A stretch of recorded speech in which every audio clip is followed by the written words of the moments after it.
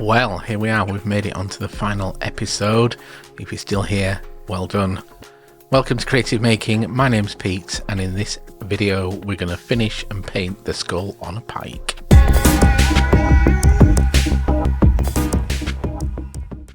Okay, so where do I put that? I'll just pop it there. Okay, so these are the parts we've made in the last couple of videos. So we've got the base, the pike, and of course the skull. The skull is all finished. Looks a bit odd at the moment. Got all these dangly bits. Cool, looking good. There's the pike. These little sticks here, if you've noticed them before, they were just pegs to hold the skull in the right position. I'm going to replace those with little screws.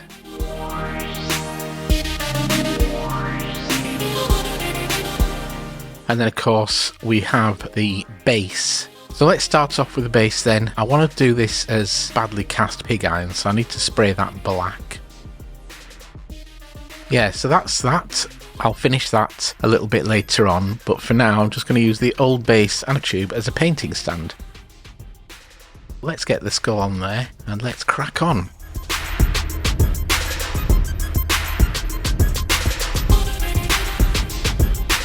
The first thing I want to do with this is I want to give this a coating of kind of like a base colour, and for that I'm going to use shellac. Now shellac is already a really nice kind of leathery orange sort of colour, and it'll help seal everything in. So gloves on.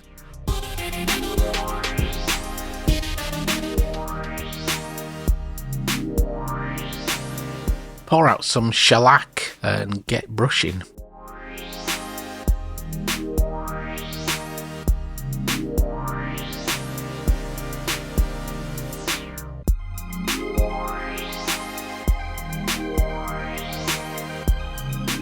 So I want to make sure everything's covered here, all around the skull, inside the mouth, eye sockets, all that kind of thing.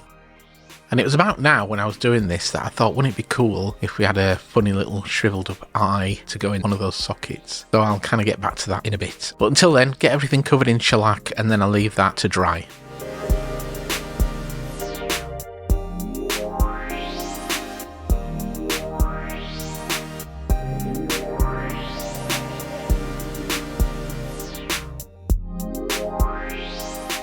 Okay, so the next day then, everything's dried. I want to start to airbrush all the way around. I want to get some into these bone colours and just generally airbrush everywhere. So for that I'm using these Vallejo game colours, obviously my airbrush, and there's the old little skull. So I'm using a selection of colours here, obviously a pale bone for the bone, and then I start to play about with browns, reds, purples, blues, which you don't really see at the end, but never mind, I know it's there. So I'm just kind of hitting all the low points and high points.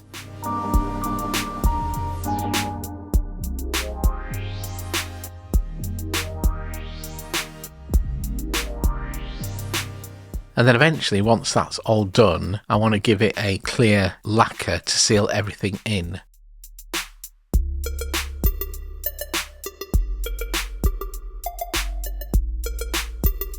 So here he is with a clear lacquer. It looks a bit odd, but I need to do that because of this next stage. So here I'm absolutely just caning on loads of black and antelope brown FW inks. And I'm squirting those all with isopropyl alcohol to make sure they're kind of spread out and look organic. Onto the eye while that's drying. Here I've moulded a medjool date, because they're kind of like shriveled eyes. I've made a mould, cast it out, I've cut the end off where the stalk goes because it's like the eye's imploded or something. And I'm just going to hot glue that in place. So while I'm hot gluing, I thought I'll just stick my finger in it because, you know, why not? And it is hot glue, yeah. And then I thought I'd do one of the best camera angles ever and seal the eye in with more hot glue around the edges just to hold it in place. Once that was held in place, I gave it all a paint and surrounded it with more tissue. And there you go, shriveled eyeball. So back onto the FW inks. Now, the reason I'm putting so much black on this is historically these heads on pikes were coated in tar in order to try and preserve them. I don't think it worked. But once I got all that on, I used a hairdryer to dry it off, and then I was ready for the next stage. So it's looking pretty good. I'm pretty happy with that.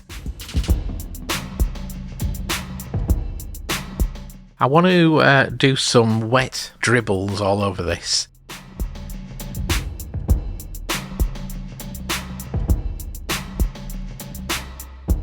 But before that, I thought I'd give it a matte lacquer. So I've got some matte acrylic there, some paint, and my big airbrush.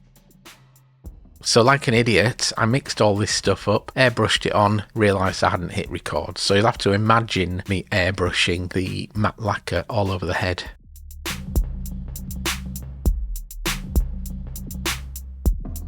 There it is, it's lacquered and dried. And I'm using some UV resin and my torch. Getting the resin all over the place, and then I realised that my torch battery ran out and I didn't have any spares, so I put him out in the back garden in the sunshine and I let him just sit out there for a couple of hours.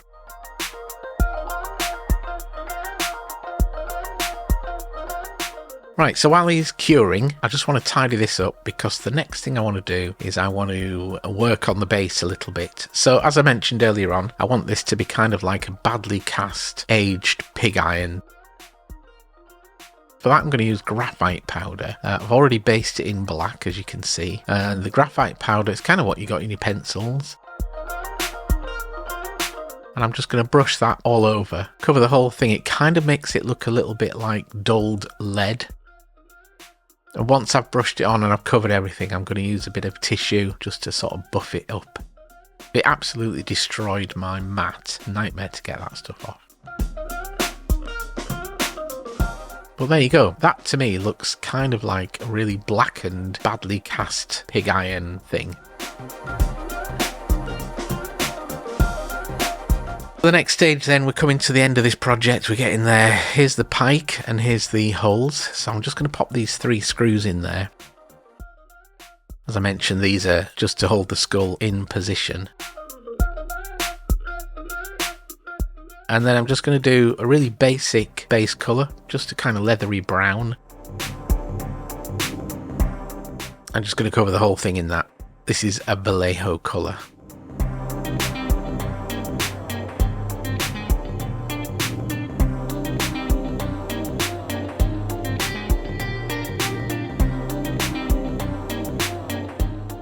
So once that was covered, I'd made sure that all the little nooks and crannies were filled in.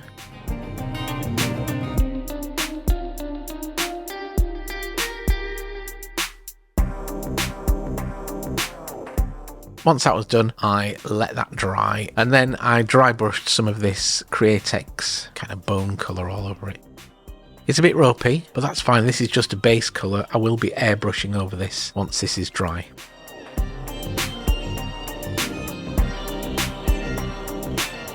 So there it is in the stand. You can see here that I've kind of missed the middle out. I thought it's pointless doing that, so that's where the skull lives. So I'm going to turn my attention to the base. I want it to be rusty. So for that I'm using a few different things. Oddly enough, ground cinnamon, some bloodline colour from Createx, and some more of this kind of orangey colour from Vallejo. And I'm just diluting all that down so it's really pale wash.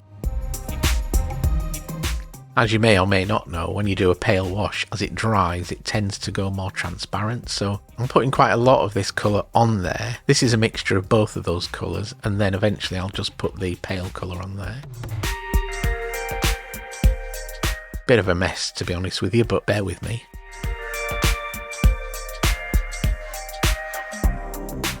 And then I'll sprinkle on some cinnamon. And then here I'm using PVA and water, spritzing that all over to set the cinnamon in place. I'm going on with some kind of leathery browns there with the airbrush, and I'm streaking it from top to bottom and bottom to top.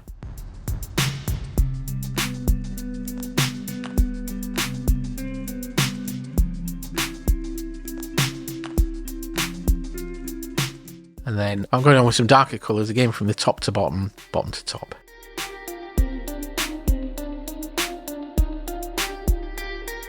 And that is pretty much the pike done. Okay, so let's move on to the hair. So the head is painted, it's all sealed, we're all happy with that. I want him to have some hair. So here's my box of hair. That's a bag of human hair. There's another bit of human hair. This stuff here is crepe hair, which you'll be familiar with if you do makeup or work in the theatre. The stuff that I'm after is that kind of creamy coloured stuff there. That is yak hair. So yak hair is quite... oh, what's in here? Nothing to worry about.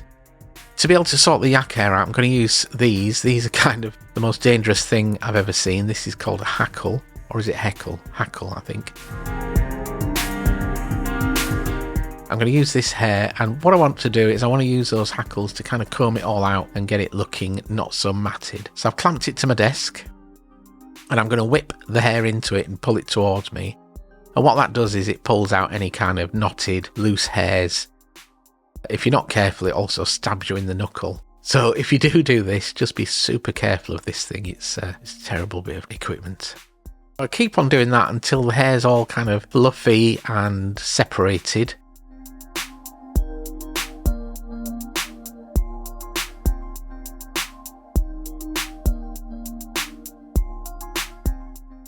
Like that, and then we're gonna just lay this hair on.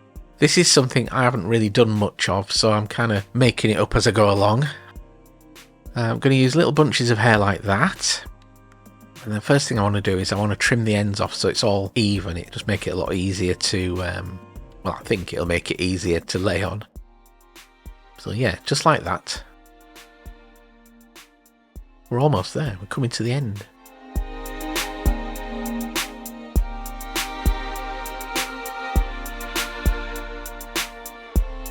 To glue that on, I'm going to use the old Mod Podge.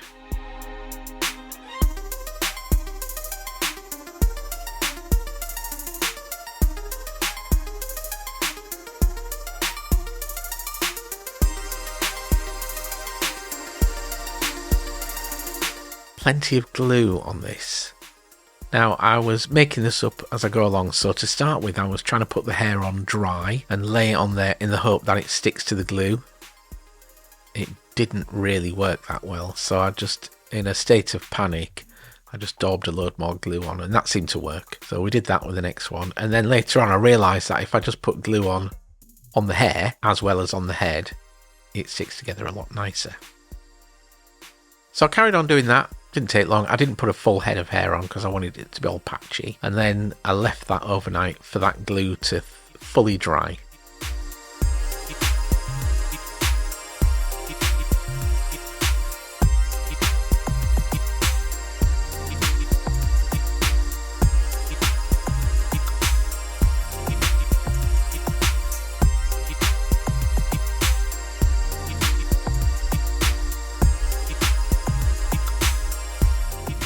So the next day, here we are, it's all dry, it looks really ropey, you can see clumps of hair dotted about, and also it's white. I don't want the hair to be white, so what I want to do is cover over these clumps, and I want to give the hair some colour. For that I'm just using an airbrush, just airbrushing acrylics into the hair.